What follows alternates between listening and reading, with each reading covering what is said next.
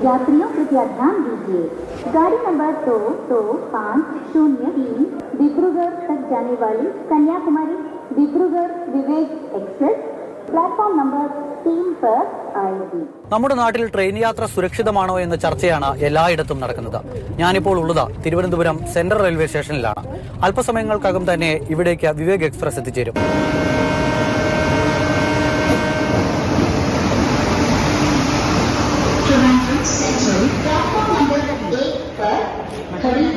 Your attention please. Train number 16347 Trivandrum Mangalore Express.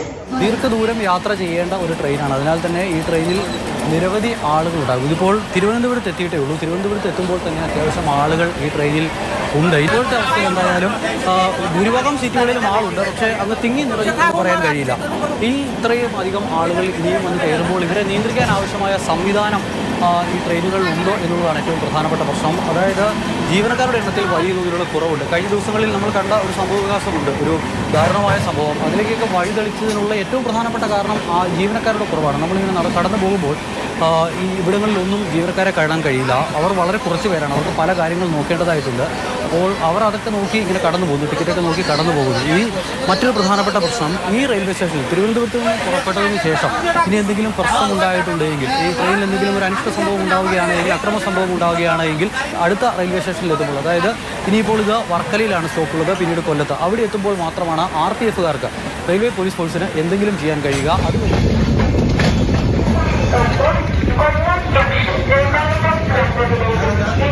നമ്മളിപ്പോൾ കൊല്ലത്ത് ഇറങ്ങിയിട്ടുണ്ട്. ഈ ട്രെയിൻ ഇനിയും ഒരുപാട് ദൂരം പോകാനുണ്ട്. ഈ ട്രെയിൻ എത്തിച്ചേരേണ്ടത് അസമിലെ ദിബ്രുഗഡിലാണ്. അതായത് രാജ്യത്ത് ഏറ്റവും കൂടുതൽ ദൂരം യാത്ര ചെയ്യേണ്ടി വരുന്ന ട്രെയിനാണിത്. കന്യാകുമാരി മുതൽ കാശ്മീർ വരെയുള്ള ദൂരം എന്ന് പറയുന്നത് 3600-ലധികം വരുന്ന കിലോമീറ്റർ ആണെങ്കിൽ ഇത് അതിനും അപ്പുറത്തേക്കാണ്. എന്തായാലും ഈ ട്രെയിൻ കൊല്ലത്ത് നിന്നും പുറപ്പെട്ടിട്ടുണ്ട്. നമ്മളിപ്പോൾ ദൃശ്യങ്ങളിൽ കണ്ടതാണ് ഈ പറയുന്ന AC കമ്പാർട്ട്മെൻറ്റും അതോടൊപ്പം തന്നെ സ്ലീപ്പറും ഒഴികെ ബാക്കി കമ്പാർട്ട്മെൻറ്റുകളെല്ലാം തന്നെ പൂർണ്ണമായും നിറഞ്ഞിരിക്കുന്ന ഒരു അവസ്ഥയുണ്ട്. ഇനിയും ഒരുപാട് ദൂരം ഈ ട്രെയിനിന് ഇതുപോലെ മുന്നോട്ട് പോകേണ്ടതാണ്. ഇനിയിപ്പോൾ എറണാകുളത്ത് നിന്നും ആദ്യത്തെ ഓമനക്കുട്ടൻ ഈ ട്രെയിനിൽ കയറും.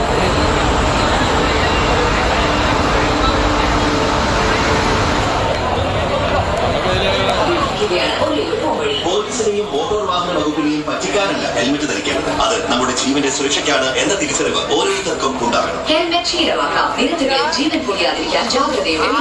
റോഡ് സുരക്ഷയ്ക്ക് റോഡ് സുരക്ഷാ അതോറിറ്റി നൽകുന്ന സന്ദേശം.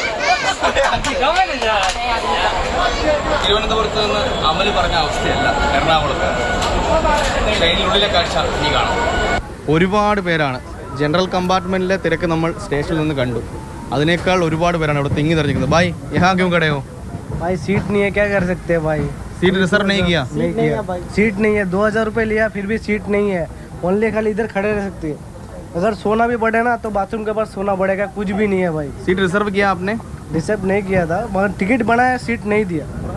भाई सीट नहीं आपको? नहीं, हम लोग का सीट है, टिकट बनाया था. ठीक है, ये तो गार्जियन लोग जो अभी टिकट देते ना, तो लोकल टिकट में मतलब जब लोग ID बना के दे देते हैं उसमें पकड़ा जाता है. अभी क्या करते हैं, इधर 2 बार चेक इन करने के लिए आते हैं ना, तो TT लोग चेक करता है, तो फेक ID बना के उसके बाद पूरा फिर सीट का डबल टिकट बनाना पड़ता है. ചിലർ പറയുന്നത് അവർ ടിക്കറ്റ് എടുത്തു, അവർ എടുത്ത ടിക്കറ്റിൽ ആ സീറ്റിലിരിക്കുന്നത് മറ്റാരോ ആണ്.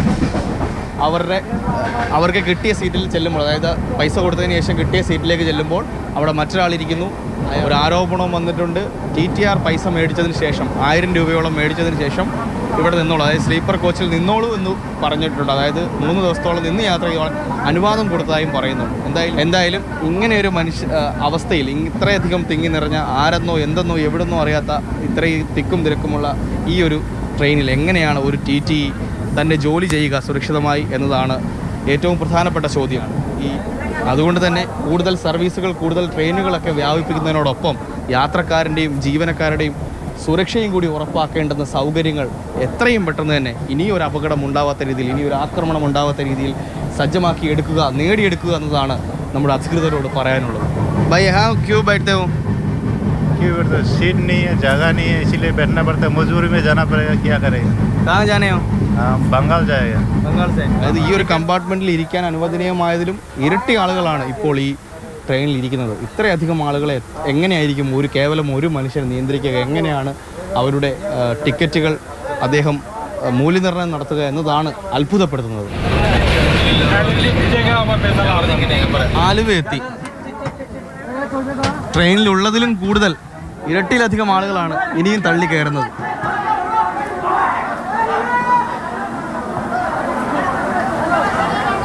യാത്ര തുടരുകയാണ്. പക്ഷേ നമുക്കിവിടെ ഇറങ്ങാതെ പറ്റില്ല. വലിയ ബുദ്ധിമുട്ടാണ്.